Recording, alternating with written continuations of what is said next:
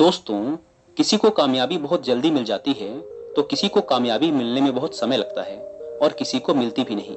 हम सब बहुत मेहनत करते हैं, लेकिन कभी-कभी बहुत मेहनत करने के बाद भी हमें उसके अनुसार उसका फल नहीं मिल पाता। और आपने देखा होगा कि कुछ लोगों ने बहुत कम मेहनत की और वो बहुत आगे निकल गए।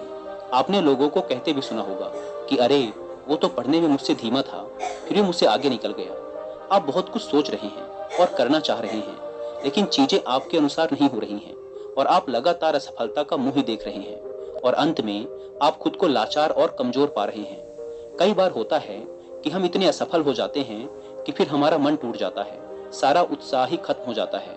हम खुद को कमजोर और हारा हुआ मान लेते हैं और बहुत निराशा भी होती है। आखिर निराशा हो भी क्यों ना, दुखी कैसे ना हो हम, क्योंकि हमने तो बहुत प्रयास किया था, जितना हमसे हो सकता था उतना किया था, लेकिन हमें उस परिश्रम के अनुसार उसका फल नहीं मिल पाया और एक बार फिर असफलता का मुंह देखना पड़ा। दोस्तों, अगर ये सारी परिस्थितियां, अगर ये सारी घटनाएं आपके भी जीवन में घटित हो रही हैं या नहीं भी घटित हो रही हैं, तब भी आप इस वीडियो को अंत तक देखिएगा, क्योंकि आज की इस वीडियो में आपको कुछ ऐसी बातें पता चलेंगी जो कि शायद ही आपने पहले कहीं सुनी हो। और जो बातें आज आप जानने वाले हो, वो बातें आपको इन सारी मुश्किलों से बाहर निकाल लेंगी। जैसे आज के समय में स्कूल होते हैं, वैसे ही पुराने समय में आश्रम और गुरुकुल हुआ करते थे। उस समय के लोग अपनी शिक्षा ग्रहण करने आश्रमों में ही जाया करते थे। उस समय हर शिष्य अपने गुरु का बहुत ही सम्मान किया करता था और प्राचीन आश्रमों में किताबी ज्ञान से ज्यादा बच्चों को व्यवहारिक ज्ञान सिखाया जाता था। ऐसे ही प्राचीन समय में एक आश्रम था जिसमें विभिन्न प्रकार के विद्यार्थी गुरु से शिक्षा ग्रहण किया करते थे। आश्रम से शिक्षा ग्रहण करने के बाद सभी विद्यार्थी अपने अपने राज्य वापस लौट जाया करते थे। उन्हीं शिष्यों में राजवीर नाम का एक शिष्य था। वह भी आश्रम की शिक्षा पूरी करने के बाद अपने राज्य वापस लौट आता है। वापस आने के बाद सभी लोग अपने अपने राज्य में किसी न किसी काम में वापस लग जाते हैं। धीरे धीरे समय बीतता गया। राजवीर और बड़ा होने लगा। उसके परिवार की आर्थिक स्थिति पहले से ही अच्छी नहीं थी। राजवीर के घर वालों ने भी यही सोचा था कि राजवीर जब आश्रम से अपनी शिक्षा पूरी करके लौटेगा तो वो बहुत कामयाब बनकर लौटेगा और हमारे घर की सारी गरीबी को खत्म कर देगा। लेकिन राजवीर के साथ ये सारी बातें उल्टा पड़ रही थी। वह आश्रम से शिक्षा ग्रहण करके तो आया था, लेकिन जब वह काम की तलाश में कहीं जाता था तो उसे कोई भी काम नहीं मिलता था। वह छोटी छोटी चीजों में असफल हो जाया करता था। राजवीर एक बार अपने राज्य के राजा के यहाँ गया हुआ था, क्योंकि राजा अपनी सेना में नए सैनिकों को भर्ती कर रहा था। राजवीर भी राजा की सेना में भर्ती होने के लिए उसके महल पहुंच जाता है। लेकिन राजवीर जब राजा के अधिकारियों के सामने अपनी योग्यता दिखाने के लिए प्रस्तुत होता है तो उसके हाथ पैर कांपने लगते हैं। यह देख राजा के अधिकारी उसे वहां से बाहर कर देते हैं और उससे कहते हैं कि तुम राजा की सेना में भर्ती होने लायक नहीं हो अभी। इस बात से राजवीर बहुत ही निराश और दुखी हो जाता है, क्योंकि उसके जीवन में अगर कोई उम्मीद बची हुई थी तो वो यही थी कि वह राजा की सेना में भर्ती होकर अपने घर के आर्थिक हालातों को ठीक कर देगा। लेकिन वहां से निकाले जाने के बाद वह दुखी मन से अपने घर वापस आ जाता है। उसे लोगों के तरह तरह के ताने सुनने को मिलते हैं। लोग कहते हैं कि राजवीर बहुत पढ़ा लिखा है, लेकिन फिर भी इसे कोई काम नहीं मिल पा रहा है। तो कुछ लोग कहते हैं कि इसने तो आश्रम में ठीक से शिक्षा ही ग्रहण नहीं की होगी। कुछ लोग तो यहाँ तक कहने लगते हैं कि ये मंद बुद्धि है, इसमें सोचने समझने की क्षमता ही कम है, इसीलिए इसका दिमाग ठीक तरह से काम नहीं कर पा रहा है। मतलब लोग उसे तरह तरह के ताने मारते थे। इस वजह से राजवीर बहुत ही ज्यादा परेशान हो गया था। एक दिन तो उसके मन में आत्महत्या करने का विचार भी आने लगा, लेकिन जैसे तैसे उसने स्वयं को संभाला। उसने अपनी समस्या अपने एक पुराने मित्र से बताई। मित्र ने राजवीर को सलाह देते हुए कहा कि राजवीर, तुम एक बार फिर आश्रम में अपने गुरु से मिलने जाओ और उनसे अपनी सारी समस्याएं बताओ। वो जरूर तुम्हारी समस्या का कोई न कोई समाधान निकालेंगे। राजवीर पहले तो हिचकता है कि आश्रम को छोड़े हुए बहुत समय हो गया, पता नहीं मुझे गुरुजी पहचान भी पाएंगे या नहीं। लेकिन फिर वह जैसे तैसे हिम्मत जुटाकर आश्रम चला जाता है। वहां पर उसे वही पुराने गुरु मिलते हैं जिन्होंने राजवीर को बचपन में पढ़ाया था। गुरु अब बूढ़े हो चले थे। राजवीर गुरु से मिलता है और उनके समक्ष बैठकर अपनी समस्याएं बताना शुरू करता है। गुरु पूरी शांति से राजवीर की बातें सुनने लगते हैं। राजवीर कहता है कि हे गुरुवर, मैं जो भी करता हूँ उसमें असफल हो जाता हूँ। मैं किसी भी परीक्षा को उत्तीर्ण नहीं कर पा रहा हूँ। मेरे घर वालों को उम्मीद थी कि मैं घर के आर्थिक हालातों को ठीक कर दूंगा, लेकिन मैं उसमें भी अब तक असफल ही रहा हूँ। मैंने अपनी शिक्षा भी अच्छी तरह से पूरी की थी, लेकिन तब भी मैं लगातार असफल होता जा रहा हूँ। मैं हर परीक्षा की घड़ी में खुद को लाचार पा रहा हूँ, जिस वजह से मेरे दिमाग में तरह तरह के नकारात्मक विचार जन्म ले रहे हैं। इसी तरह से उसने और भी अपनी समस्याएं गुरु को बताई। जब राजवीर ने अपनी बात पूरी कर ली, तब गुरु ने कहा, राजवीर, मैं अभी तुम्हें एक कहानी सुनाऊंगा और इस कहानी में तुम्हारी सारी समस्याओं का समाधान छुपा है। बस तुम इसे ध्यान से सुनना। एक बार एक चरवाहा जंगल में भेड़ चराया करता था। एक दिन भेड़ चराते चराते वह जंगल में इतना आगे चला गया कि वहां उसे एक शेर का छोटा बच्चा मिला। उसने अभी आंखें भी नहीं खोली थी। छोटा बच्चा सबको प्यारा लगता है। यह जानते हुए भी कि यह शेर का बच्चा है, वह चरवाहा उस बच्चे को अपने घर ले आया और भेड़ों का दूध पिलाने लगा। वह बच्चा धीरे धीरे बड़ा होने लगा। वह भेड़ के बच्चों के साथ खेलता, उनके साथ ही दूध पीता और उनके जैसा ही बोलता। वह खुद को भेड़ ही समझता था। अब बच्चा बड़ा हो गया था। एक दिन किसी दूसरे शेर ने भेड़ों के झुंड पर हमला कर दिया। सभी भेड़ें डरकर भागने लगी। शेर का वह बच्चा भी भेड़ों की ही तरह डरते कांपते भेड़ के झुंड की तरफ भागने लगा। वह जवान हो गया था, लेकिन फिर भी डरा हुआ भेड़ के झुंड के साथ ही भागा जा रहा था। भागते हुए शेर के बच्चे को, जो कि अब बड़ा हो गया था, उस हमलावर शेर ने देख लिया। उसे इस तरह भागते देख हमलावर शेर को बड़ा आश्चर्य हुआ। उसने भेड़ों की ओर से अपना ध्यान हटाया और उस शेर के बच्चे को ही पकड़ लिया और उसे समझाने लगा कि तू क्यों डर रहा है, तू तो खुद एक शेर है। दूसरा शेर, जो कि भेड़ों के झुंड के साथ भाग रहा था, उसने कहा कि शेर तो जंगल का राजा होता है। उसकी दहाड़ से जंगल के सभी जानवर कांपते हैं। मैं दूध पीने वाला इतना शक्तिशाली शेर नहीं हो सकता। हमलावर शेर उसे पकड़कर एक तालाब के पास ले गया और तालाब के पानी में उसे उसका चेहरा दिखाकर बोला कि देख, तेरा चेहरा मेरे जैसा ही है, तेरे दांत मेरे जैसे हैं, तेरे पंजे भी मेरे जैसे ही हैं, इसीलिए तू भेड़ नहीं है, तू शेर है। दूसरा शेर कहने लगा, ठीक है, मेरा चेहरा तेरे जैसा ही है, लेकिन तू तो बहुत शक्तिशाली है, मेरी आवाज से तो कोई डरता भी नहीं। हमलावर शेर ने कहा, तेरी आवाज से भी सब डरेंगे, बस तू खुद को शेर समझ। जिस दिन से तूने खुद को शेर समझ लिया, उस दिन से तुझसे सब डरेंगे। बस तू अपने अंदर की शक्ति को पहचान और खुद पर भरोसा रख। तुझे यह महसूस करना होगा कि मैं भी एक शेर हूँ, मेरे अंदर भी ताकत है, मैं भी जंगल का राजा बन सकता हूँ। जिस दिन से तेरे दिमाग में यह बात बैठ जाएगी, उस दिन से तू किसी से नहीं डरेगा। तू आज डरकर इसीलिए भाग रहा था क्योंकि तू खुद को भेड़ समझ रहा था।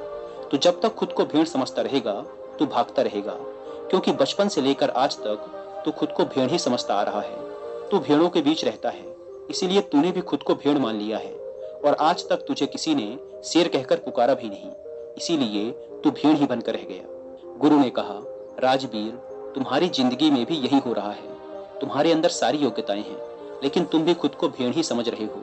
इसका सबसे बड़ा कारण यह है कि कोई भी तुम्हें प्रोत्साहित नहीं कर रहा है कि तुम भी कर सकते हो। लोग तुम्हें सिर्फ अपनी नकारात्मक ऊर्जा ही दे रहे हैं। लोग तुमसे सिर्फ यही कह रहे हैं कि राजवीर ठीक से पढ़ा नहीं है, राजवीर योग्य नहीं है, इसलिए उसे कहीं पर भी कोई काम नहीं मिल रहा है।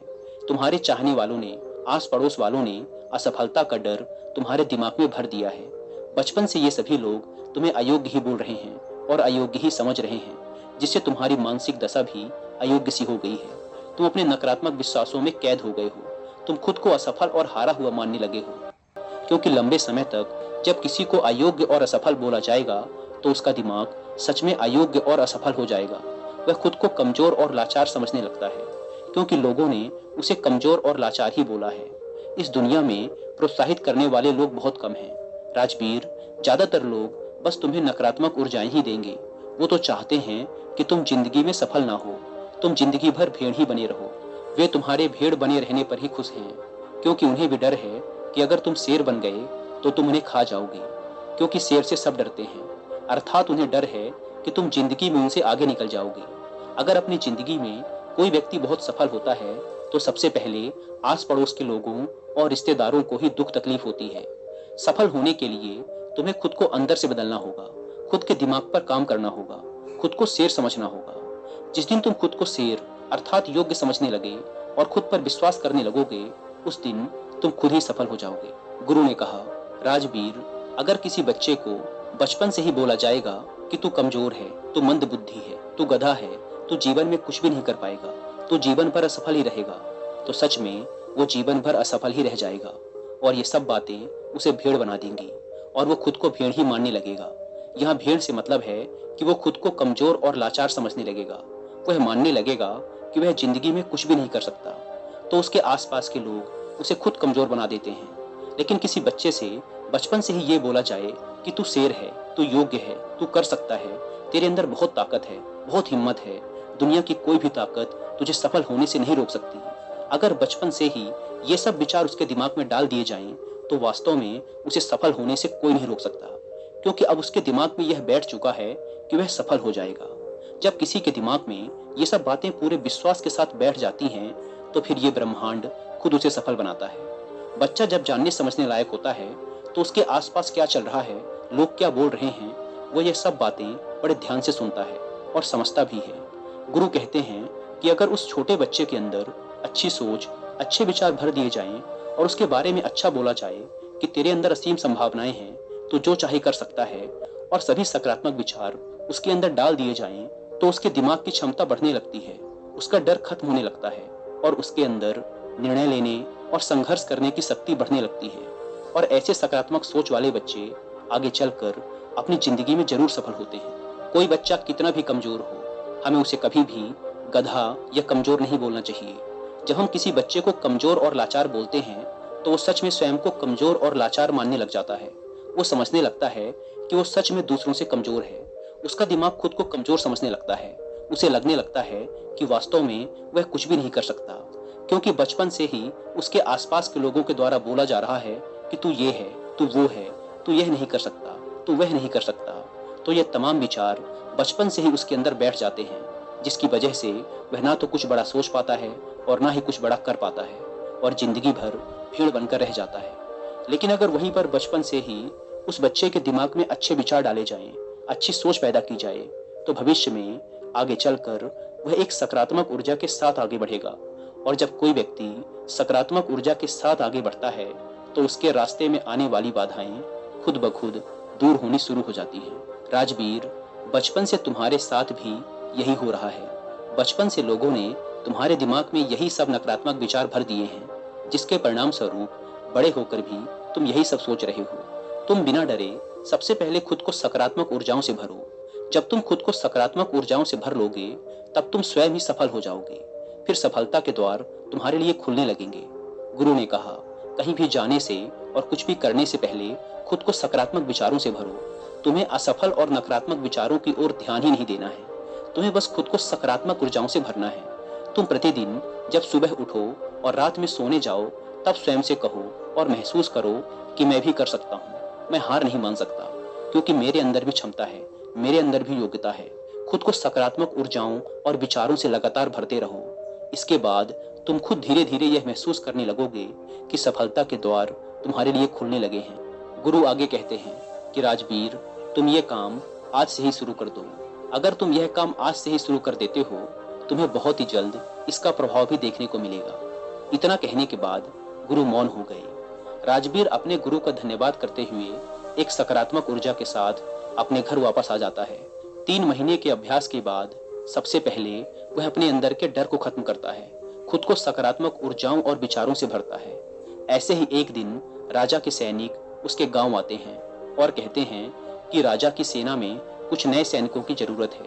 इसीलिए जो भी व्यक्ति राजा की सेना में भर्ती होना चाहता है, राज्य का सैनिक बनना चाहता है, वो आज से ठीक 5 दिन बाद महल आकर अपनी योग्यता का प्रमाण देकर सेना में भर्ती हो सकता है।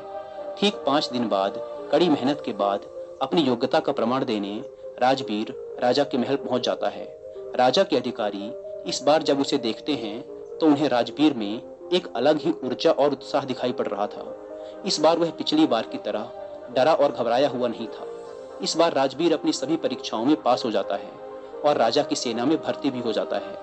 जब राजवीर के परिवार वालों को ये बात पता चली, तो सब बहुत खुश हो गए। दोस्तों, गुरु के माध्यम से आज हमें ऐसी बातें पता चली जो कि हमारे लिए किसी वरदान से कम नहीं है।